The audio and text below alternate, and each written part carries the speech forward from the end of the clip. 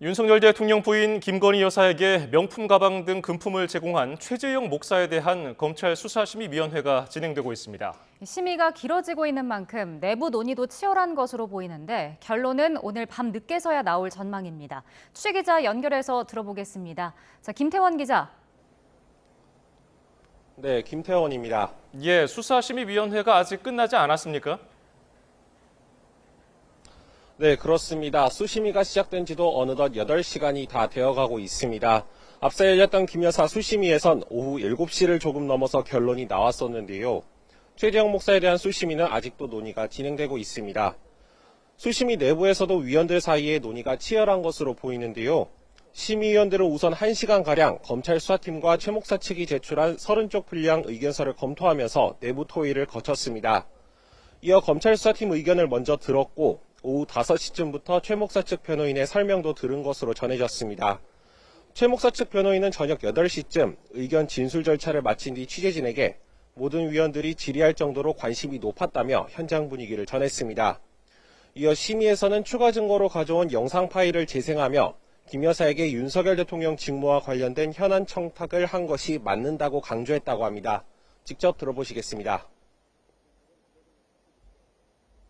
어떤 내용의 청탁을 해서 직무 관련성 인정되는 것이 아니라 두 사람과의 관계에 초점을 맞춰야 된다. 그런 취지로 주장을 했고 위원님들도 관심을 보이셨습니다. 최 목사에게 적용된 혐의는 청탁금지법 위반과 주거침입, 위계에 의한 공무집행 방해와 명예훼손까지 모두 4가지입니다.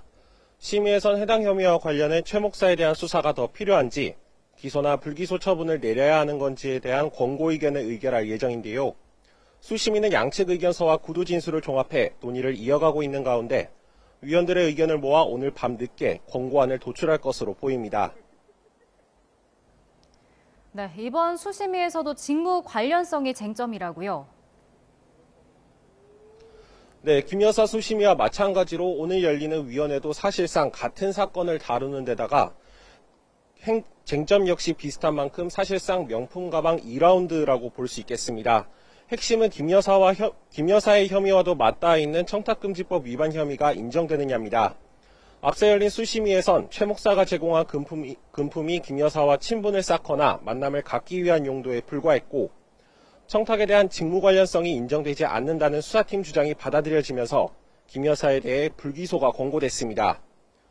검찰 수사팀은 오늘 수심위에서도 같은 취지의 주장을 펼친 것으로 보이는데요.